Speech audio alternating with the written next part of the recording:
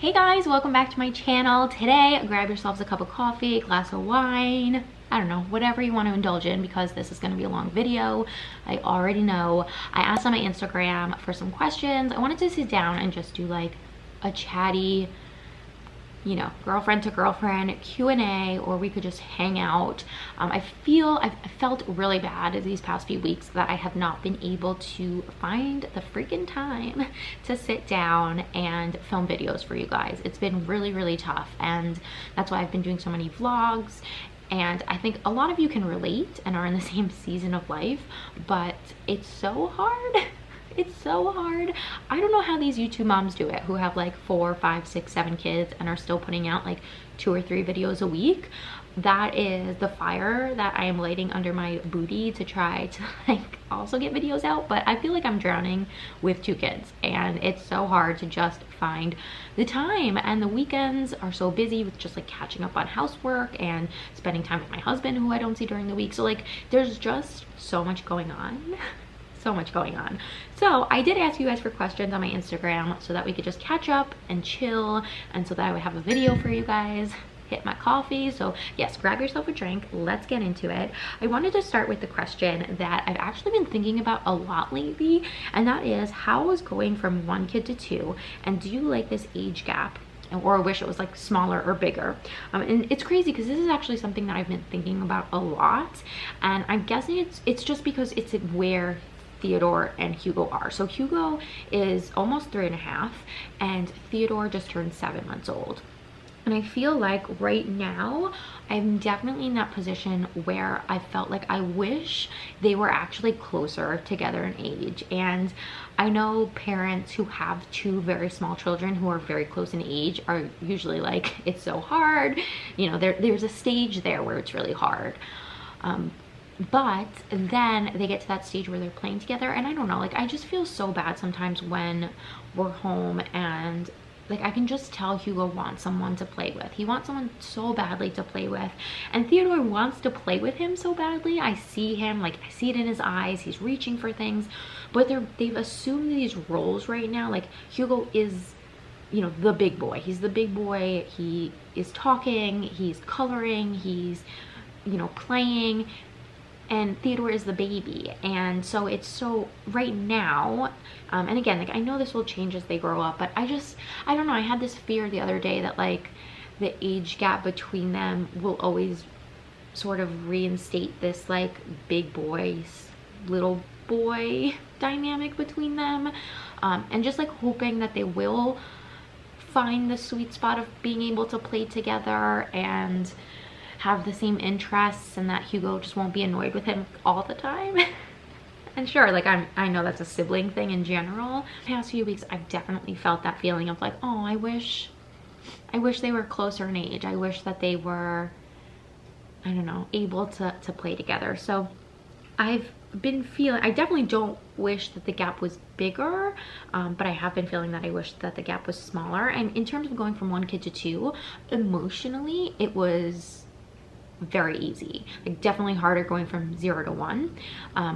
Emotionally I felt like very on top of things. I felt like, oh, I know what I'm doing. Like that felt really good. To have that confidence felt really good. It's definitely been an adjustment in terms of like all of a sudden not having any time for myself. It's so much harder to just keep up with housework, and just like the schedule is constant. There's constantly something happening, constantly something that needs to be done. Someone needs something to eat, someone needs a drink, someone needs a nap, someone needs to be changed. Like it's constant, but it's what I signed up for. It's like, it's the chaos that I love. So I would say that it was harder schedule wise and life wise, just going from 1 to 2, but easier emotionally. And like you know what to expect to a certain extent, and like you've got all the things, right? You've got all the things are already sort of chaotic. Like it's just an extension of that. How do you keep from getting sick of being at home? I'm so bored of it. I love this question. I love having something to do when I have the time to do it. So like YouTube is great, or like when I was working out. Not working out right now, but like when I was working out, that was something to look forward to. Things are starting to open up now, which is nice. We're starting to get into those warmer months, which is nice. So like going places, which I know is so much easier said than done. Like, I know I almost like want to like hit myself for saying that, because like taking a 7-month-old and a 3.5-year-old out anywhere is not fun for me at all. And it's like more anxiety inducing than anything, but it's something. So you, like going out, and I'll be so honest with you, so honest, I am a homebody, 1000%. Like, if it were up to me, I would be home all day, every day. Never, like, I would never have to go out. Maybe every once in a while, just to like be part of society, but I am a homebody. So I'm sort of the opposite. Like, I need to be encouraged to get out of the house and to leave and to like do things. So yeah, I get bored of the monotony of it all. I like having things to do. I like when Hugo is in school, or you know, he's going to be in camp in a few weeks, but I love being home too. So favorite WandaVision time error. So if you have not watched WandaVision on Disney Plus, you have to. It's so good, so good. My favorite WandaVision error, I would say either, I can't just pick one. I would say either the 50s, so like the first episode. I Love Lucy has such a special place in my heart. That was like my grandmother's favorite show, and I remember watching it so much as a kid. So like that was so nostalgic, and I just thought it was so beautifully done. I also really loved the 70s era. I thought that was really cool, a really cool episode when she is, spoiler alert if you haven't seen it, when she's pregnant and then when she has the twins. I just like thought everything about that episode was really cool. And then I also loved the modern times, because that's when we met, again spoiler, when we met Agatha, and like things started like really getting, you know, super like, big and superhero-y. So yeah, those are my three favorite Disney cruise ship. I haven't actually ever been on the Disney Fantasy or the Magic. I've only been on the Wonder and the Dream, so I can only speak to those two. Jeff has been on the Magic. That's actually a lot. I've toured the Fantasy, but I've never sailed on the Fantasy. So I would say, I mean, it's hard because the Wonder will always hold a special place in my heart, because that's where I met Jeff, and that's the ship I worked on for a couple of years, but I haven't been on the Wonder in forever. So I would say I really, really love the Dream. I love the Dream, and it's funny because when I worked on the Dream, I felt very overwhelmed by the size of it, and so I like left that contract thinking like, oh, I like that ship, but I don't love the ship. But now, having sailed a few times and then having brought Hugo on the Dream, I really love the Dream. I really love how it's set up. I think it's a wonderful ship. So yeah, I'll say the Dream is my favorite. Prince Sierra, who has a YouTube channel, I'll link it down below. Do you have any trips or vacations planned? We do. I'm so excited. We are going to New Jersey, which sounds so funny because like, how far is New Jersey? It's like not that far, but look, we're going to Long Beach Island. It's like a little beach town, very cute, and we go to Long Beach Island every year. We couldn't go last year for obvious reasons, and so I'm so excited we get to go this August. We go for a week with the whole family, and I cannot wait. I know Hugo is going to have a blast, so I'm so excited for that. And then next year we're going to Disney World.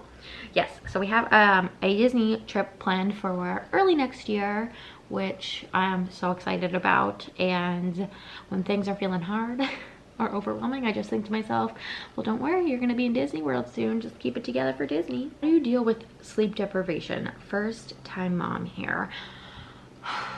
It's so hard, right? Like, so hard. I had so many breakdowns when we had Hugo, because Hugo like did not sleep. It was so hard. He was up like almost every hour to hour and a half when he was little, and I just cried. I just cried. I would sleep when I could, like during the day. On the weekends, if someone were home and could watch Hugo, I would sleep. Yeah, that was just, it was so hard. And now with like the interrupted sleep or whatever, like I just shifted my mentality. Like I shifted my mentality to like, I'm never, like, now is not the time where I'm going to feel what I'm going to wake up and feel well rested. Like that's not really a thing anymore for now. truly coffee. Like, really, that's, I mean, that's like such annoying advice, but like, I just found that drinking coffee was like, is the only thing that like gets me through the day when I'm feeling exhausted and so tired. And my body has just gotten used to it. So like, if it's any solace to know that like your body will adjust to the sleep deprivation, it's so hard. It's so hard. I wish I had like better things to say. I guess my best advice is just getting the sleep in when you can. If you're up from, I don't know, if you're up 3 or 4 times during the night, if your partner or a parent or sibling could take your baby in the morning for like a couple hours so that you can like sleep, you know, for a couple hours. It's so hard. It's so hard. Your ideal date night. My ideal date night, or our ideal date night, I think ideally it would be to like go to a hotel and like have a nice dinner and stay at the hotel and not have to wake up in the middle of the night, not have to wake up the next morning at like 5 a.m. and just like to sleep in and like have a leisurely breakfast, and just like that would be ideal. That would be ideal. That has not happened yet. But I would say like realistically, just like going out to dinner would be lovely. And yeah, just like a few hours kid-free is so great. What are you doing to lose weight? 5 months postpartum and I'm stuck. No time to work out. I feel you. No time to work out. I am actually, so I'm cutting back on the time that I'm pumping and breastfeeding, which for my body and me makes me lose the pregnancy weight a lot quicker. So I've noticed that since I've been pulling back on pumping, I've actually been losing a decent amount of weight. I've also tried to be more aware of like how much I'm eating and what I'm eating to a certain extent. Like sometimes you just need some cookies to get through the day. But yeah, there was like 2 weeks in there 3 months ago where I was working out, but there really is no time, right? So I would say just like if losing the weight, first of all, like be patient with yourself and understand that like it'll come off eventually.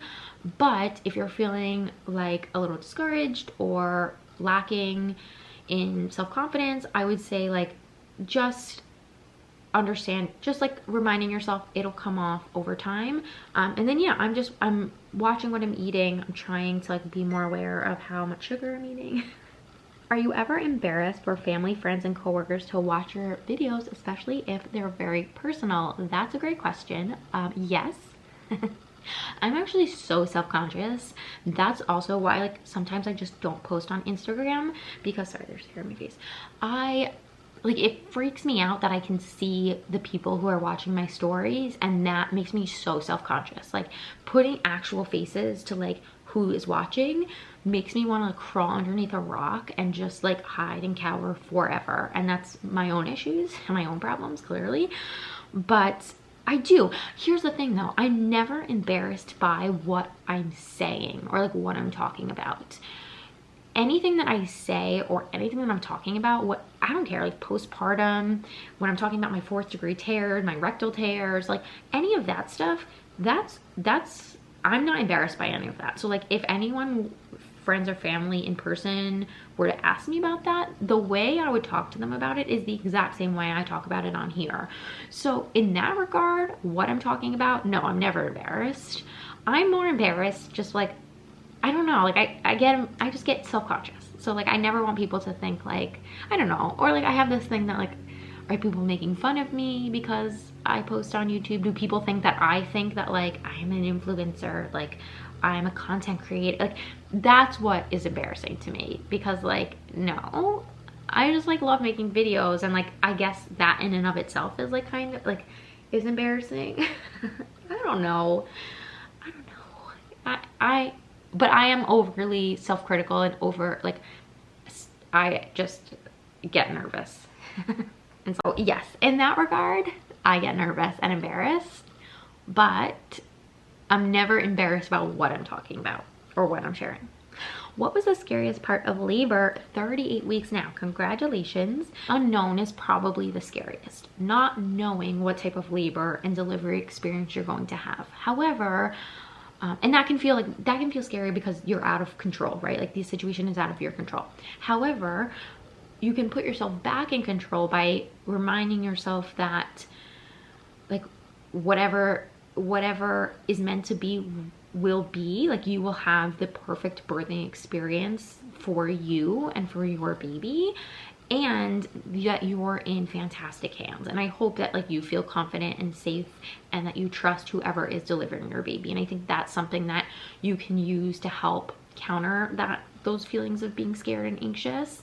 And I know for me, like it just felt good knowing like, okay, like the nurses, the doctors, the midwives, like everyone has my best interests and the baby's best interests in mind. And like I can feel a little scared and nervous, especially with the C-section. Like it's a major abdominal surgery. I never had surgery before, but like, I don't know, and just like repeating little mantras to yourself, telling yourself that like your body is strong, you're brave. Like I found all of that stuff really, really helped. Baby number 3. So I feel like this question is gonna get asked probably every single time I do a Q&A until until like we actually have baby number 3. Yes. If it were up to me, guys, baby number 3, I'd already be pregnant. I am so like, I'm there, I'm ready to go. I love being a mom. It's freaking hard, and I feel like I'm drowning most days, and I lose my patience way too often. I only get to shower one day a week. That was today. Got to do my hair. Yeah, like it's freaking hard. We're, you know, our little apartment is overflowing with toys and books, and like we have no space for anything. But these little children that I have who drive me nuts, I love them so much, and I love our little family, and I love the idea of growing that family. And I just think it is the most special, most beautiful thing, and it fills my heart with so much joy. And you know, I don't want to say like being a mom gave my life purpose, because before I was a mom, like I did and experienced so many wonderful things, and I'm so grateful for the life that I led.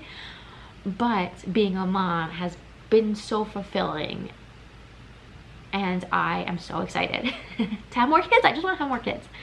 So, oh, I thought I heard Hugo. And I'm very impatient. I'm very impatient. So I know that like that plays in a big way. I'm so like, yeah, like let's have babies now. Like I just want all the babies right now.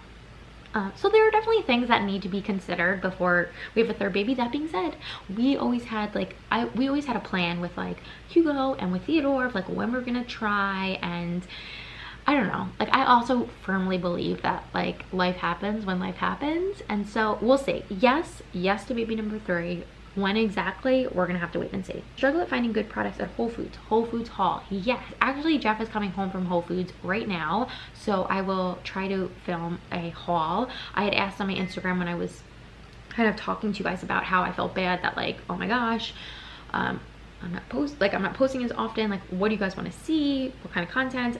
Most of you said actually grocery hauls and like what I eat in a day, which to me was surprising, because I don't know, I'm always surprised when people care about anything. So I guess that was a bad example, but yes, I will do a Whole Foods haul. We buy the same things every week. We have like things that we absolutely love, so yes. Relationship advice.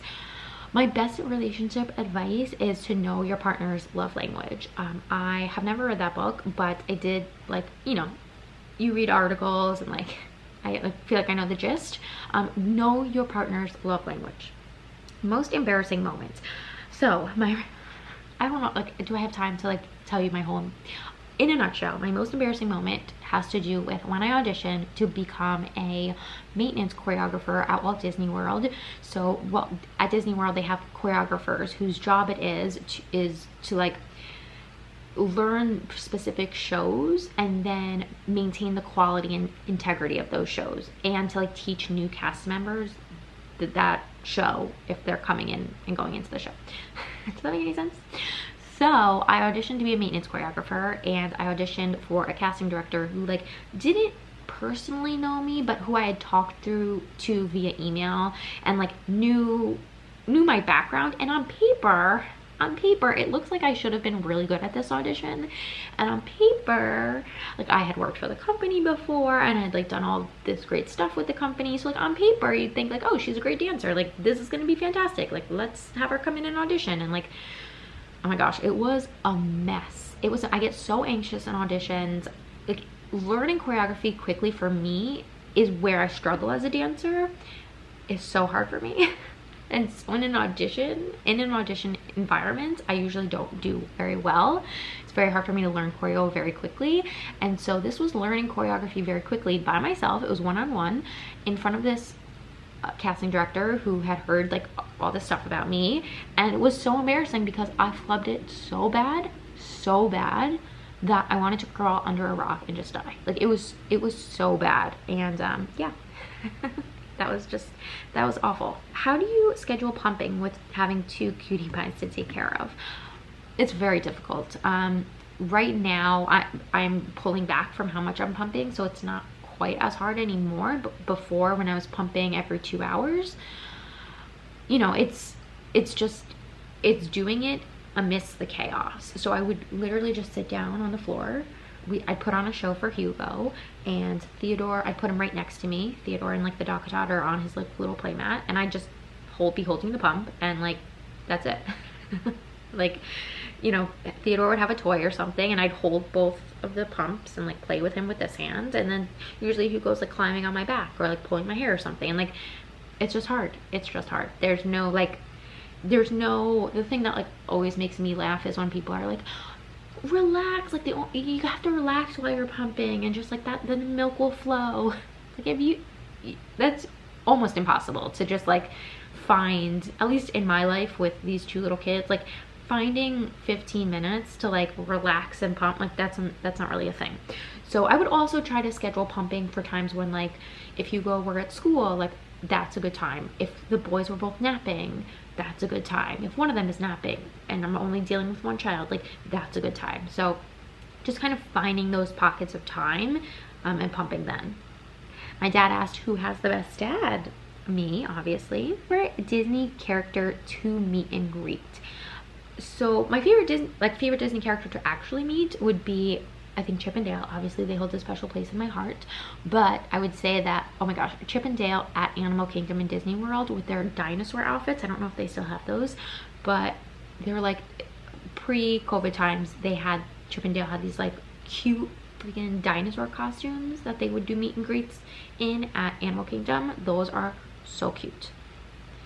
And last question, dream vacation. I would say, did I answer all these questions? My dream vacation, listen, like I would love to go to somewhere like Fiji or Bora Bora, like somewhere like super exotic, New Zealand, like beautiful.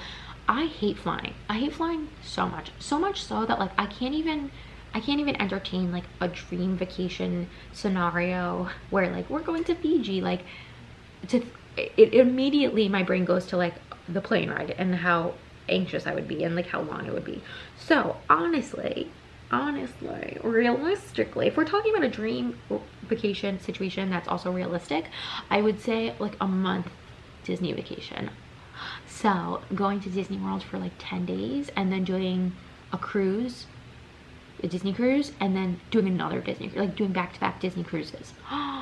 That is like a dream. That would be my dream vacation, just like a month of Disney World. All right guys, and that is it. I think I answered all the questions. I'm sorry if I skipped or missed any. Thank you guys so much for chilling with me and hanging out with me and supporting me and just being the freaking best. And I hope that I'm able to film some more things for you guys. And yeah, love you all, giving you a big hug, and I'll see you in my next one.